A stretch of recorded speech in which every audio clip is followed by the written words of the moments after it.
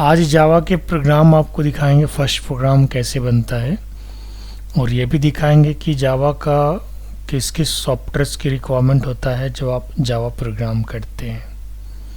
ठीक है, तो सबसे पहले जावा का प्रोग्राम करने से पहले हमें सिस्टम में किन किन सॉफ्टवेयर्स की आवश्यकता है वो मैं आपको स्टेप बाय लिख देता हूँ। इसके बाद आपको सॉफ्टवेयर भी लाइव डाउनलोड करके दिखाऊंगा और इसके बाद आपको प्रोग्राम भी चला के दिखाएंगे, क्लास पाथ सेट करके दिखाएंगे। ठीक है, तो चलिए स्टेप बाय चलते हैं और मैं आपको स्क्रीन को शेयर कर रहा हूँ। ये मैंने आपको स्क्रीन को शेयर कर दिया है और मैं यहाँ से शुरू कर रहा हूँ, ध्यान दीजिएगा। स्क्रीन शेयर हो गया है। मैं यहाँ पे हेड लिखता हूँ, फर्स्ट जावा प्रोग्राम। किस तरीके से जावा प्रोग्राम को रन करना है, उसके लिए क्या क्या सॉफ्टवेयर्स की रिक्वायरमेंट है। The requirement for Java program are listed below. क्या क्या रिक्वायरमेंट है, तो सबसे फर्स्ट जो रिक्वायरमेंट है वो है इंस्टॉल द जेडीके। ठीक है, पहला आपको जेडीके इंस्टॉल करना होगा और इसके बाद इसकी क्लास पाथ सेट करना होगा, set path of the JDK /bin। And एक और आपको सॉफ्टवेयर इंस्टॉल करना होगा, that is notepad plus plus, जो कि एडिटर है जहाँ पे आप प्रोग्राम लिखेंगे। इसके बाद क्रिएट द जावा प्रोग्राम, यहाँ से आप जावा प्रोग्राम बना सकते हैं, कंपाइल कर सकते हैं एंड रन कर सकते हैं, रन द जावा प्रोग्राम। ठीक है, तो चलिए सबसे पहले जेडीके को इंस्टॉल करके देखते हैं भाई कैसे इंस्टॉल होता है। तो जेडीके इंस्टॉल करने के लिए मैं गूगल ओपन कर लेता हूँ। यहाँ पे जाते हैं गूगल पे, ये इधर गूगल का ओपन कर लेते हैं और यहाँ पे लिखते हैं जेडीके डाउनलोड। ठीक है, और ये देखिए सबसे फर्स्ट जो लिंक आ रहा है oracle.com का, और इसके बाद आ रहा है जावा डाउनलोड। यहाँ पे आपको जाना है। मेरी आवाज़ सुनाई दे रही होगी आपको चंदन। और ये रहा आपका जावा डाउनलोड्स का लिंक, और लेटेस्ट वर्जन जो है वो 21 है। हमने नोट्स में आपको पहले लिखवा दिया है। प्रीवियस वर्जन भी आपको यहाँ से मिल जाएगा, लेकिन हम लोग लेटेस्ट वर्जन को डाउनलोड करेंगे। अब ये JDK 21 यानी 21 पे सिलेक्टेड है और आप देख सकते हैं यहाँ पे कई ऑपरेटिंग सिस्टम्स के अलग अलग सॉफ्टवेयर्स है, लाइक लिनक्स का अलग है, मैक ओएस का अलग है, ये मैक ओएस का हो गया और ये विंडोज़ का हो गया। तो चूँकि अभी हम जो जावा डाउनलोड कर रहे हैं वो विंडोज़ के लिए कर रहे हैं, तो हमें विंडोज़ पे सिलेक्ट करना है। आप विंडोज़ 7 यूज़ कर रहे हैं, 10 यूज़ कर रहे हैं, 11 यूज़ कर रहे हैं, उन सभी विंडोज़ के लिए आपको विंडोज़ को ही यूज करना है, सेलेक्ट करना है। और इसके बाद यहाँ पे सबसे लास्ट में जो है x64 MSI इंस्टॉलर यानी माइक्रोसॉफ्ट इंस्टॉलर, इसे आपको डाउनलोड कर लेना है।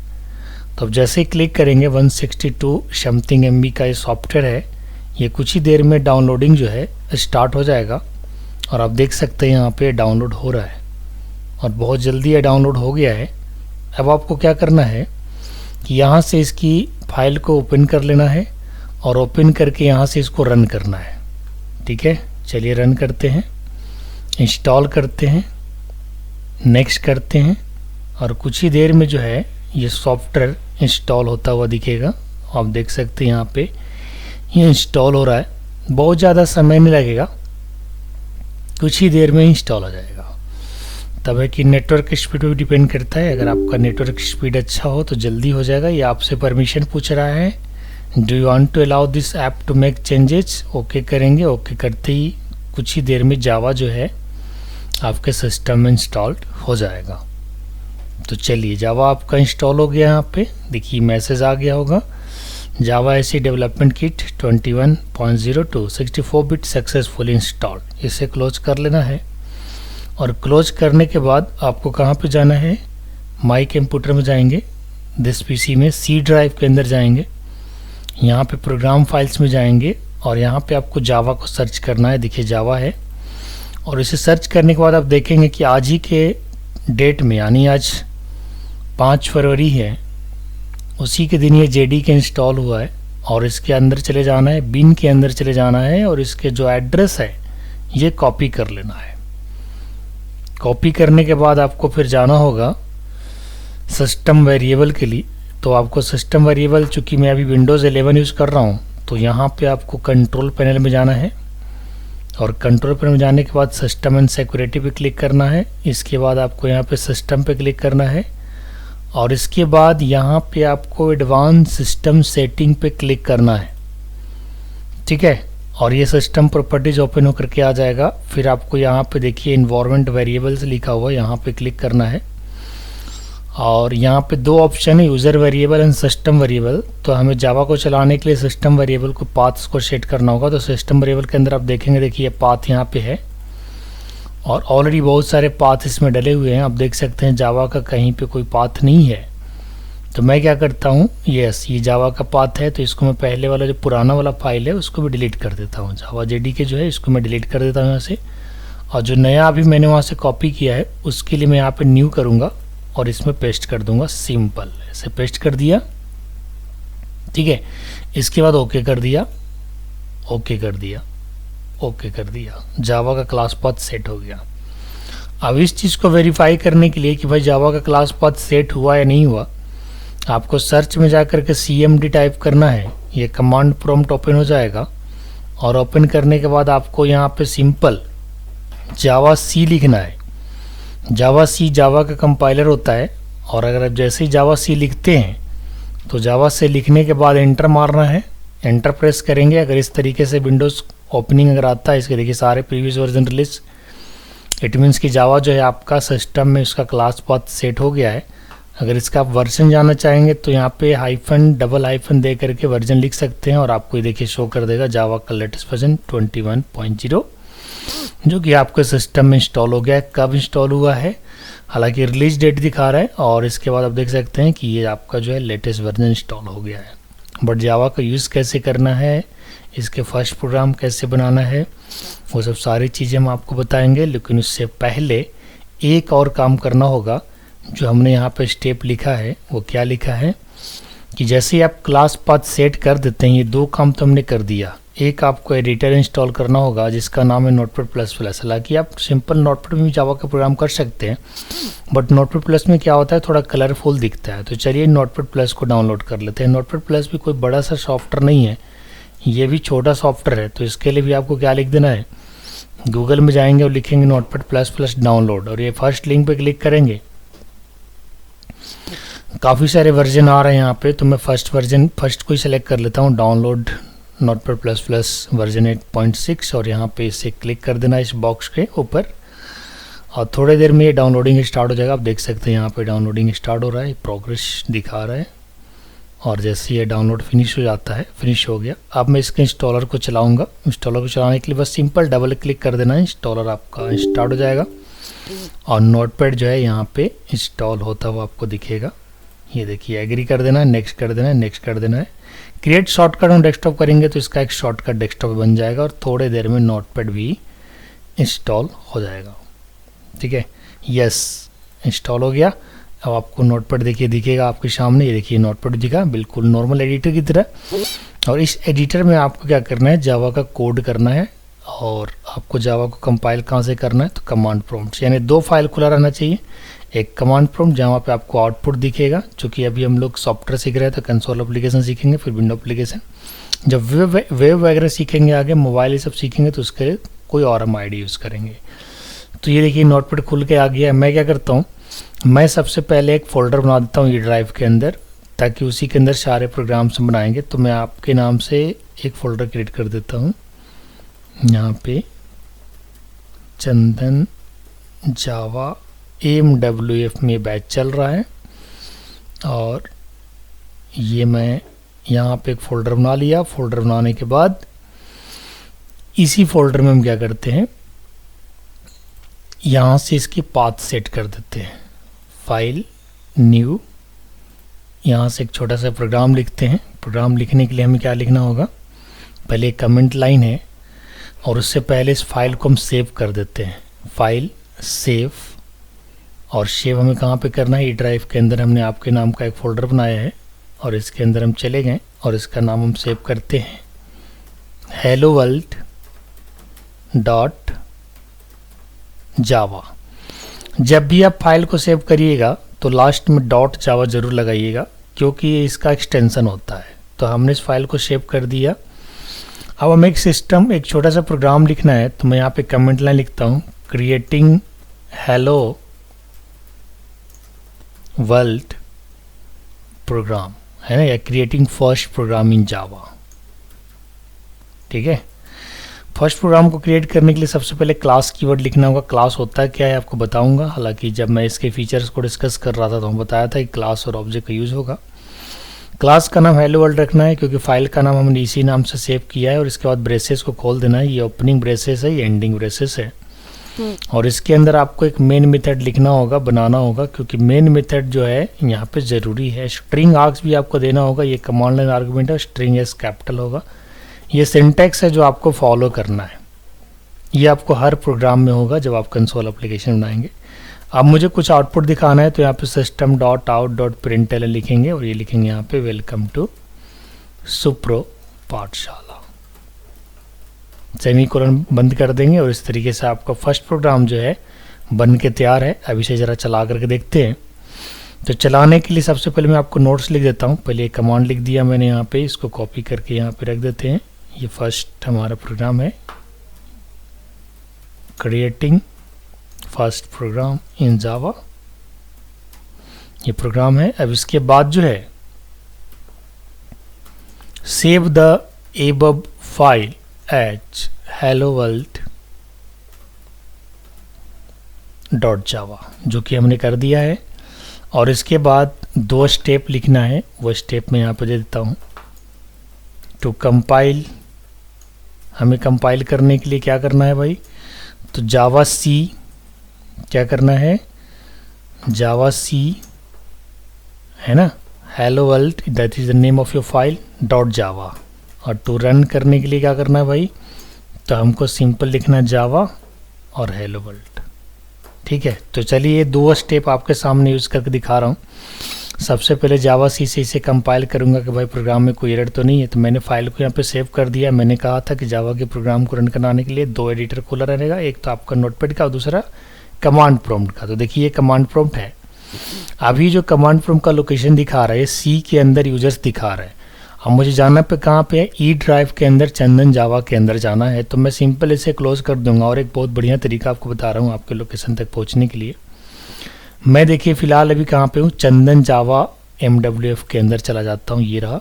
और इसके एड्रेस बार पे हम क्लिक करेंगे और यहीं पे CMD लिखेंगे। इससे होगा क्या कि आप अपने लोकेशन में आ जाएंगे, आप अपने फोल्डर के अंदर आ जाएंगे। देखिए अपने फोल्डर के अंदर आ गए, ई ड्राइव चंदन जावा MWF। अब इसके बाद कौन सा स्टेप लिखना है, तो सिंपल सी बात है, जो हमने स्टेप यहाँ पे लिखा है that is javac hello world dot Java. तो यहीं पे लिखेंगे जावा सी हेलो वर्ल्ड।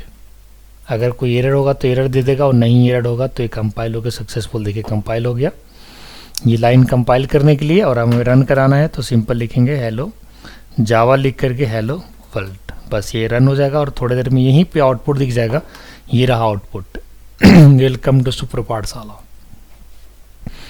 तो इस तरीके से अभी तक आपने क्या देखा कि जावा को कैसे इंस्टॉल करना है, डाउनलोड इंस्टॉल कैसे उसके क्लास पाथ सेट करना है। अगर आप विंडोज 7 में हैं तो भी बहुत ज़्यादा प्रॉब्लम नहीं है सेट करने में। अगर कोई दिक्कत होगा तो I will help you on any desk. और ये देखिए इसने प्रिंट कर दिया है और ये रहा आपका कोड। और मात्र इतना छोटा सा कोड लिखा मैंने, और ये कोड आपको, ये लाइन जो है हमेशा आपको लिखना होगा। मेन मेथड की जो लाइन है ये कमेंट लाइन है। कमेंट लाइन होता क्या है, जस्ट एक लाइन है जो आप समझने के लिए लिखे हो। ये लाइन चलता नहीं है, कंपाइल नहीं होता। कंपाइलर इस लाइन को क्या करता है, इग्नोर कर देता है। ठीक है, अब इसके साथ जो मैंने कीवर्ड्स यूज़ किए हैं उसका मैं मेंशन कर देता हूँ। मैंने यूज़ किया है क्लास, तो अब ये क्लास क्या होता है, पब्लिक क्या होता है, स्टैटिक क्या होता है, वॉइड क्या होता है, मेन क्या होता है, ये सब सारी चीज़ों के बारे में आपको बताते हैं। चंदन अभी तक तो कोई प्रॉब्लम तो नहीं है, सब देखे आप, आवाज़ जा रही है मेरा? ठीक है, तो चलिए मैं आगे बढ़ता हूँ। और आगे बढ़ने के लिए मुझे क्या करना होगा, मुझे MS वर्ड में चलना जहाँ पे हम नोट्स तैयार कर रहे हैं। और जो लाइनें हमने यहाँ पे लिखा, ये जो कोड हमने लाइन लिखे हैं, इस सारे चीज़ों के बारे में आपको स्टेप बाय स्टेप बताता हूँ। भाई ये क्लास क्या है, पब्लिक क्यों लगाना पड़ रहा है, स्टैटिक क्यों लगाना पड़ रहा है, वॉइड क्यों लगाना पड़ रहा है, क्योंकि आपको हर एक प्रोग्राम में ये लगाना पड़ेगा। सॉफ्टवेयर इंस्टॉल और डाउनलोड तो आपको एक बार करना है, लेकिन जब भी आप प्रोग्राम बनाएंगे तो ये लाइन आपको लिखना ही लिखना है। तो चलिए स्टेप बाय स्टेप मैं आपको बताता हूँ कि इस लाइन का मतलब क्या है। ठीक है, तो इस लाइन का मतलब समझाने के लिए मैं वापस अपने नोटपैड में आ गया, अपने वर्ड एडिटर में आ गया, जहाँ पे मैं आपके लिए नोट्स तैयार कर रहा हूँ। तो यहाँ पे जो मैंने पैरामीटर्स यूज किए हैं उसके बारे में लिख देता हूँ। Parameters used in first Java program, जिसमें पहला क्या है, क्लास। हमने फर्स्ट क्या यूज़ किया है, क्लास यूज़ किया है। तो चलिए यहाँ पे लिखते हैं क्लास, है ना। क्लास हमने यूज़ किया है सबसे फर्स्ट, और क्लास का सी स्मॉल होगा तो मैं इसे स्मॉल लिख देता हूँ। और इसे चलिए अंडरलाइन कर देते हैं, या अंडरलाइन नहीं भी करेंगे, नॉर्मल रखेंगे। इसे किसी और कलर में ले लेते हैं, ज़्यादा अच्छा रहेगा।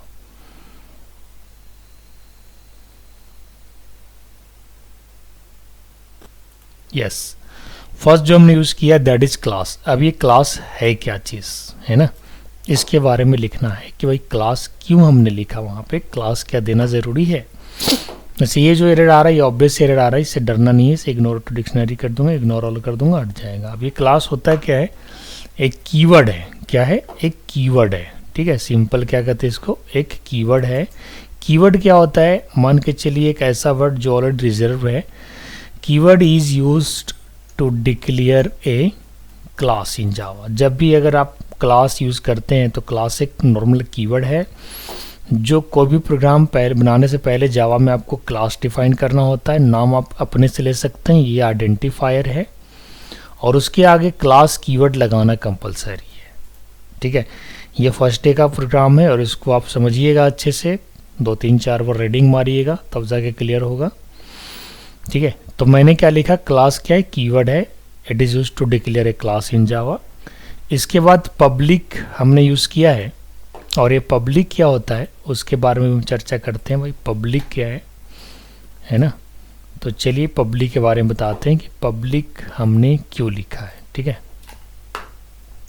ये भी एक कीवर्ड फिलहाल अभी आप बोल लीजिए, keyword is an, public keyword जो है it is an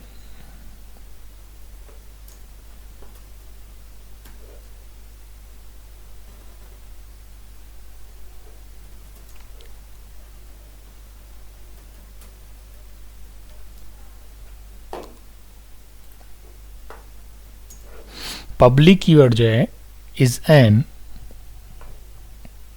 access modifier that represents visibility,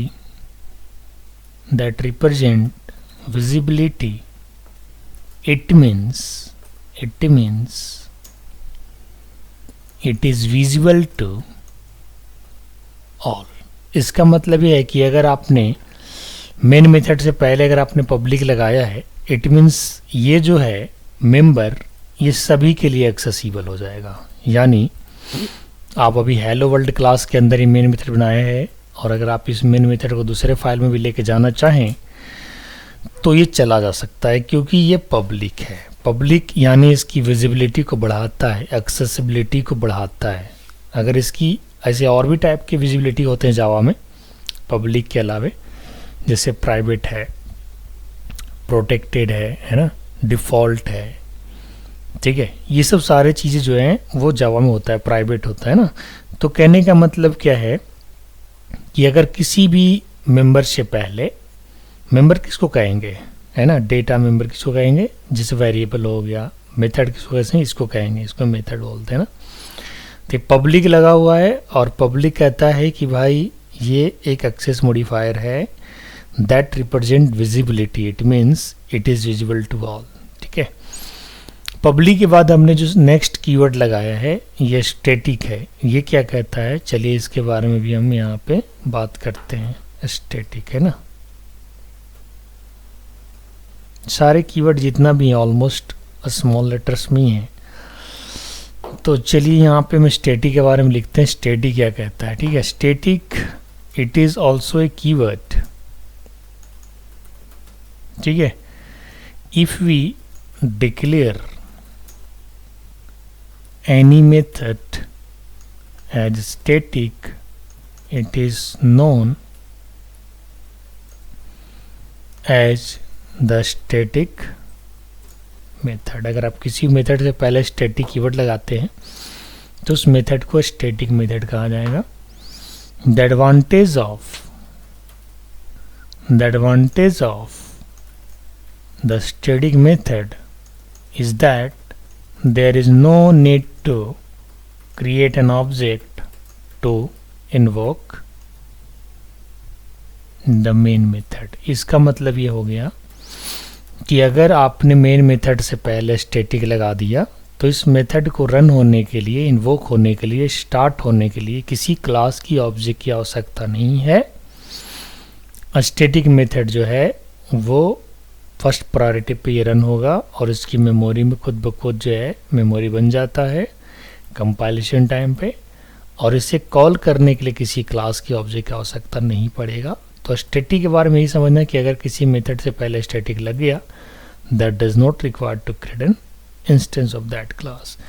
चलिए नेक्स्ट है, स्टैटिक के बाद क्या है, वॉइड।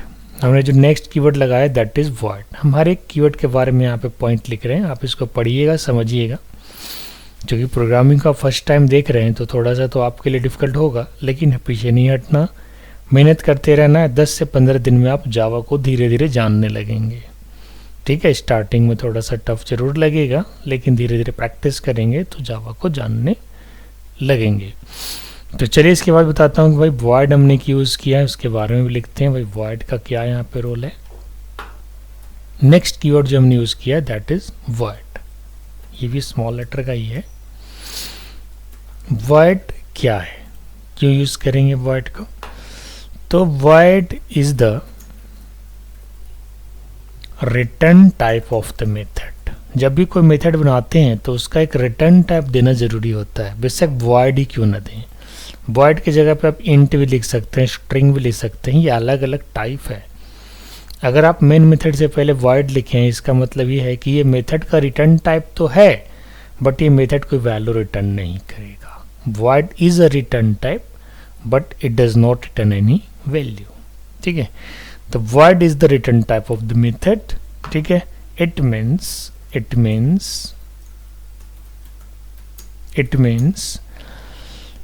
does not, वही चीज जो मैंने अभी बोला, does not return any value। void एक रिटर्न टाइप है लेकिन एक इस टाइप का रिटर्न टाइप है जो वैल्यू रिटर्न नहीं करता है, तो वहां पे हम क्या लगाएंगे, void लगाएंगे, ठीक है। इसके बाद हमने लिखा है मेन। भाई मेन ही क्यों लिखा, कोई और नाम क्यों नहीं लिखा, तो मैं बताना चाहूँगा जावा का कंपाइलर जावा सी जो है वो मेन मेथड को ही एंट्री मेथड समझता है। अब मेथड होता है क्या है, जो एक्शन का परफॉर्म कर रहा हो। ये एंट्री मेथड है, स्टार्टिंग मेथड है। ऐसे हम कई सारे मेथड जावा की क्लास में बनाएंगे लेकिन उसमें एक स्टार्टअप मेथड होगा जिसका नाम होगा मेन मेथड, ठीक है। void के बाद क्या है, मेन है ना। मेन क्या होता है भाई, मेन की आवश्यकता क्या है भाई, उसके बारे में बात करते हैं।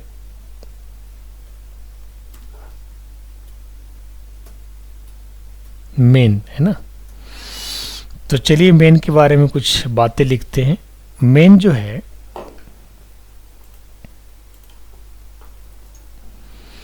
represents the starting, है ना, वही बात है ना, starting point of the program। कोई अगर पूछेगा कि जावा का प्रोग्राम कहाँ से स्टार्ट होता है तो आपको क्या बताना है, मेन मेथड से। इसके अलावा भी अगर हम बहुत सारे मेथड बना दें तो भी जावा का प्रोग्राम है, जावा का जो कंपाइलर है वो यहीं से स्टार्ट होता है, ठीक है। मेन के बाद हमने क्या लिखा है, ये दिया है कमांड लाइन आर्गुमेंट, अब ये कमांड लाइन आर्गुमेंट क्या होता है इसके बारे में भी चर्चा कर लेते हैं थोड़ा सा। ये कमांड लाइन आर्गुमेंट क्या होता है भाई, क्या देना ज़रूरी है जावा के अंदर, तो जावा के अंदर ये चीज़ देना ज़रूरी है। हमने कमांड लाइन आर्गुमेंट को एस कैपिटल माना है, स्ट्रिंग स्मॉल नहीं लेगा। ब्रैकेट आपको लगाना है आर्क्स, आप ये नाम कुछ भी दे सकते हैं आर्क्स की जगह, ये चलेगा। दोनों तरीके से आप यूज़ कर सकते हैं, सिस्टम स्ट्रिंग ब्रैकेट आर्क्स या फिर स्ट्रिंग आर्क्स ब्रैकेट, है ना, दोनों सही है। जैसे मैंने भी ब्रैकेट को सेंटर में रखा है, आप ब्रैकेट को बाहर में भी रख सकते हैं, उस केस में भी सही रहेगा, कोई इश्यू नहीं आएगा। ये जो ब्रैकेट अंदर में है एरे को इंडिकेट करता है, इस एरे ब्रैकेट को आप बाहर भी रख सकते हैं और सेंटर में भी रख सकते हैं, कोई प्रॉब्लम नहीं है। स्ट्रिंग आर्क्स है ना, तो ये क्या रिप्रेजेंट करता है इसके बारे में बात करते हैं भाई। एक एक वर्ड का यहाँ पे मतलब है, और फर्स्ट टाइम आप अभी लर्न कर रहे हैं तो थोड़ा सा तो कठिनाई जरूर होगा। It is used for command line argument, यानी जब आपको एग्जीक्यूशन टाइम पे कोई इनपुट लेना हो, रन टाइम पे कोई इनपुट लेना हो, तो फिर ये एरे का काम होता है। फिलहाल अभी हमने प्रोग्राम में कोई रन टाइम इनपुट लेने की कोशिश नहीं किया है, लेकिन तब भी ये चीज़ अभी कंपलसरी है। अगर आप इसे हटा दोगे तो जावा सी जो है वो एरर दे देगा। अगर मैं थोड़ा देर से हटा के देखूं और इसको शेप कर देता हूं विदाउट आर्गुमेंट और देखता हूं कि क्या जावा एरर देता है नहीं देता है। अभी तक तो कोई एरर नहीं दिया है। यस, अभी देखिए रन टाइम पे एरर दे दिया, कंपाइलेशन पे तो कोई एरर नहीं दिया। देखिए क्या लिखा है, main method not found in class, please define the main method, है ना। और ये पूरा बता रहा है कि भाई मेन मेथड आपको ऐसे बनेगा, इस सिंटेक्स में बनेगा, ठीक है। तो कंपाइलेशन में तो कोई एरर नहीं दिया, बट एग्जीक्यूशन में दिया, तो इस चीज़ का ध्यान रखिएगा कि ये चीज़ आपको लिखना यहाँ पे ज़रूरी है, ठीक है। हाँ, आर्क्स की जगह अगर कुछ और आप नाम दे दोगे तो उससे कोई प्रॉब्लम नहीं है, क्योंकि ये आइडेंटिफायर है, ये नाम कुछ भी हो सकता है, बट ये नाम स्ट्रिंग ही रहेगा। इस चीज़ का ध्यान रखिएगा। मैंने भी ए लिखा है तो अब प्रोग्राम में कोई दिक्कत नहीं आएगा। वापस अगर मैं कंपाइल करूँगा, आप देख सकते कोई दिक्कत नहीं है, आउटपुट प्रिंट हुआ है, ठीक है। वेलकम टू सुपर पाठशाला, क्लियर है। तो ये चीज़ का ध्यान रखिएगा, आर्क्स की जगह कोई भी नाम हो सकता है, बट ये जो फॉर्मेट है, जैसे अभी मैंने ब्रैकेट को जो लिया वो सेंटर में लिया है, अगर ब्रैकेट को हम लास्ट में भी रखेंगे तो भी कोई प्रॉब्लम नहीं है, क्योंकि ऐसा मैंने नोट में लिखवाया है कि ब्रैकेट को आप सेंटर में रख सकते हो और लास्ट में भी रख सकते हो, ठीक है। तो चलिए एक बार फिर से कंपाइल करके आपको दिखाते हैं। अब देखिए अभी भी कोई प्रॉब्लम नहीं आया होगा, अभी भी आउटपुट आ रहा है, इट इज़, है ना। तो इस चीज़ का ध्यान रखिएगा। इसके बाद जो नेक्स्ट हमने यूज़ किया है line, that is command system dot out dot println. ये तो लाइन आपका क्या है, स्टार्टिंग, है ना, ये हो गया स्टार्टिंग ब्लॉक और ये हो गया आपका एंडिंग ब्लॉक, ठीक है। इसे स्टार्टिंग ब्लॉक कहते हैं, ये एंडिंग ब्लॉक कहते हैं। जैसे क्लास स्टार्ट हुआ तो क्लास एंड हुआ, मेथड स्टार्ट हुआ तो मेथड एंड हुआ। तो जो भी कुछ आप स्टार्ट करोगे उसको एंड करना कंपलसरी हो जाएगा, और स्टार्टिंग ब्रेसेस ऐसे यूज होता है और एंडिंग उसका ये है ना। तो इस चीज़ का ध्यान रखिएगा। इसके बाद नेक्स्ट चलते हैं system dot out dot println. ये क्या है भाई, ये एक मेथड है, सिस्टम का एस कैपिटल, आउट का ओ स्मॉल और प्रिंटलन कंप्लीट जो है स्मॉल में। सिस्टम यहाँ पे आप कह लीजिए क्लास है, आउट उसका ऑब्जेक्ट है और प्रिंटलन उसका मेथड है। यानी ओवरऑल इस लाइन का यूज़ हम तब करते हैं जब कोई इन्फॉर्मेशन या वैल्यू को आपको दिखाना हो, आउटपुट दिखाना हो। जैसे आप देख सकते हैं मैंने इस इन्फॉर्मेशन को वेलकम टू सुपर पाठशाला, यहाँ पे आप कुछ भी लिख सकते हो डबल कोटेशन के अंदर। वो जो कुछ आपको आउटपुट दिखाना होगा वो चीज़ आप इस लाइन के अंदर लिखोगे। इस चीज़ का ध्यान रखिए, जिसका नाम भी है प्रिंटलन ना। तो चलिए आगे बढ़ते हैं। ये system dot out dot println क्या करता है, क्या है, इसके बारे में भी जरा मैं एक लाइन लिख देता हूँ ताकि आपको समझने में, पढ़ने में कोई कठिनाई ना हो, है ना। It is use to print statement, है ना, इन्फॉर्मेशन कह लो, स्टेटमेंट कह लो। हेयर सिस्टम क्या है, सिस्टम इज ए क्लास। जैसा कि मैंने बताया कि सिस्टम क्या है, क्लास है, आउट इज एन ऑब्जेक्ट, है ना, ऑब्जेक्ट है of the print stream class. And println जो है, प्रिंटलन जो है वो क्या है, एक मेथड है। मेथड का पहचान क्या है, तो मेथड का पहचान यही है कि कोई भी वर्ड के आगे अगर ये पैरेंथेसिस लगा रहेगा तो उसे हम लोग मेथड बुलाएंगे। println इज ए मेथड, ठीक है, of the print stream class. बस ये ध्यान रखना है, ठीक। तो ये सारे कीवर्ड्स तो आपको बता दिए मैंने। अब मैं 5 मिनट उसका भी समय लूँगा कि भाई ये जो प्रोग्राम चल रहा है, कंपाइल हो रहा है, ये जो प्रोग्राम है कंपाइल हो रहा है और रन हो रहा है, उसके इंटरनल जो डिटेल्स हैं वो कैसे चलता है, क्या करता है इंटरनली। तो उसके लिए हम क्या लिखेंगे यहाँ पे, internal details of hello world Java program, internally क्या चल रहा है ना। तो उसके लिए हम क्या लिखेंगे, एक लाइन यहाँ पे लिखते हैं, what happens of compile time, eight compile time not of. Compile time पे क्या होता है ना, क्या गतिविधि होता है अंदर, कुछ कैसे कैसे प्रोग्राम आपका कंपाइल होता है, उसके बारे में चर्चा करने वाले हैं। आप ध्यान दीजिएगा, at compile time the Java file is compiled. Compilation होता क्या है ना, source code to machine code है ना। कंपाइलेशन करने का मतलब है कंपाइलेशन की क्या आवश्यकता है। जैसे मान के चलिए आपको हिंदी आता है, मुझे इंग्लिश आता है, या फिर मुझे फ्रेंच आता है, आपको हिंदी आता है, तो बीच में एक ट्रांसलेटर चाहिए जो फ्रेंच को भी समझता है और आपकी भाषा को भी समझता है। क्योंकि आपका जो मशीन है, आप कंप्यूटर जो है वो बाइनरी सिस्टम को समझता है, दैट इज 0 और 1। और हम किस लैंग्वेज को भी लिख रहे हैं, जावा। क्या जावा डायरेक्ट आपका ऑपरेटिंग सिस्टम विंडोज समझ पाएगा? नहीं। तो उसके लिए क्या प्रोसेस है भाई, कोई कंपाइलर हो जो हमारे जावा को ऑपरेटिंग सिस्टम की भाषा में उसे समझा सके, और उसे ही ट्रांसलेटर और कंपाइलर कहा जाता है। आप अच्छे से इसको पढ़िएगा, सेल्फ स्टडी जरूर करिएगा, क्योंकि सेल्फ स्टडी आपको करना पड़ेगा। इसीलिए आपकी क्लासेस को 3 डेज प्रोवाइड की जाती है, ताकि बाकी दिन आप उसके ऊपर सेल्फ स्टडी करें, है ना। Eight compile time the Java file is compiled bye Java compiler. Java compiler क्या होता है, दैट इज जावा सी। क्यों भाई, क्यों कंपाइलर की जरूरत है? क्योंकि आपका जो कोड है वो डायरेक्टली ऑपरेटिंग सिस्टम के साथ इंटरेक्ट नहीं होता है। वही लाइन लिखा हुआ, it is not interact with operating system. And Java compiler क्या करता है, Java compiler converts the Java code into byte code, ठीक है, Java code into byte code. इस चीज का ध्यान रखिएगा। जावा कंपाइलर काम किया है बाइट कोड बनाना, बट हमारा मशीन बाइट कोड तो नहीं समझता। हमारा मशीन क्या समझता है, बाइनरी डिजिट को, ठीक है। तो होता क्या है, उसके बाद फिर देखिए, ये तो हो गया व्हाट हैपेंस एट। कुछ पूछना चाहते हैं क्या चंदन, कुछ पूछना चाहते हैं? कोई क्वेश्चन है, बताएंगे आप? कोई क्वेश्चन है तो बताइए।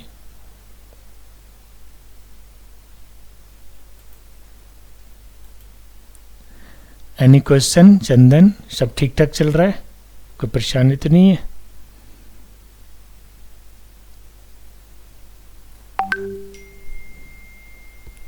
चलिए ठीक है, मैं थोड़ा सा और आगे क्लास लेता हूँ, इसके बाद आपको छोड़ता हूँ। एक्चुअली क्या है कि कंपाइल टाइम में तो चलो ये हुआ, अब रन टाइम में क्या होगा, what happens at run time.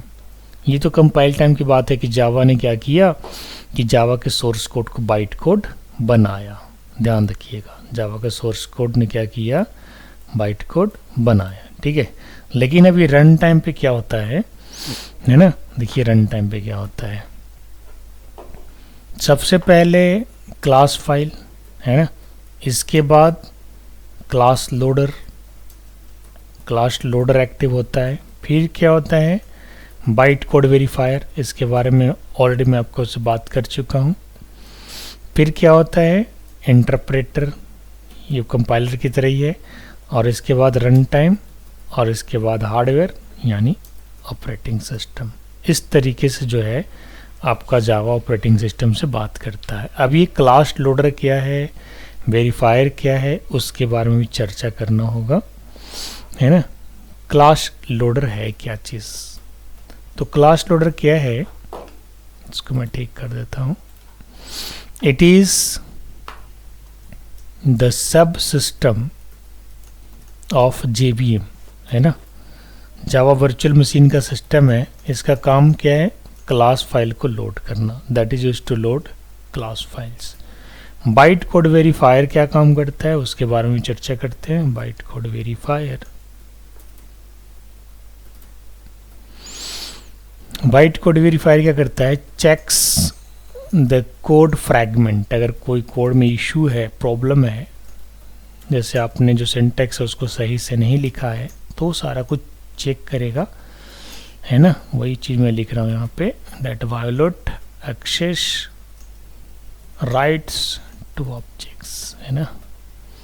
इसके बाद इंटरप्रेटर का काम क्या है, ये सब सारी चीज़ें लिख देते हैं। इंटरप्रेटर क्या करता है, हालांकि JVM के बारे में हम अच्छे से आगे चर्चा करने वाले हैं। JVM, JDK, JRE सब कुछ अच्छे से बताने वाला जो मेन कंपोनेंट है।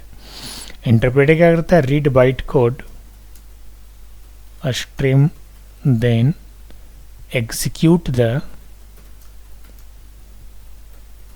इंस्ट्रक्शन, ठीक है, ये इंटरप्रेटर का काम है। तो आज की क्लास में इतना ही। आज हमने बताया कि आपको फर्स्ट प्रोग्राम के लिए क्या क्या चीज़ें की आवश्यकता है। JDK इंस्टॉल करना है, उसका पाथ सेट करना है, फिर नोटपैड को इंस्टॉल करना है, फिर उसके अंदर प्रोग्राम लिखना है। ये प्रोग्राम हमने लिखा, फिर उसे आपको एक लोकेशन में शेप कर लेना है, और शेप करने के बाद कमांड प्रॉम्प्ट को उसी लोकेशन पर ओपन करना है, फिर जावा सी से कंपाइल करना है, फिर उसके साथ रन करना है। सारा प्रोसेस हमने लिख दिया है। अगर आपको इस प्रोसेस में कहीं प्रॉब्लम हो तो कल एक बार ज़रूर मुझे आप याद करना, और अगर सिस्टम में आपको इंस्टॉल करने में भी दिक्कत हो तो कल ज़रा मुझे किसी भी टाइम आप एक बार कॉल ज़रूर कर लीजिएगा, तो मैं आपका सिस्टम को एनीडेस्क पे ले करके आपको सिस्टम को मैं सॉफ्टवेयर इंस्टॉल कर दूंगा। इसके बाद फर्स्ट प्रोग्राम तो मैंने आपको बताया, इस प्रोग्राम के ऊपर आप 10 बार प्रैक्टिस करेंगे, कैसे प्रोग्राम के बारे में पढ़ेंगे, क्लास क्या होता है, पब्लिक क्या होता है, 8-10 बार पढ़िएगा, ठीक है। इसकी PDF बना करके मैं आपको थोड़ी देर में सेंड कर रहा हूँ, ठीक है। आज की क्लास में इतना ही, बाकी कोई इशू हुआ कल ज़रूर आप मुझे कॉल करेंगे। All the best.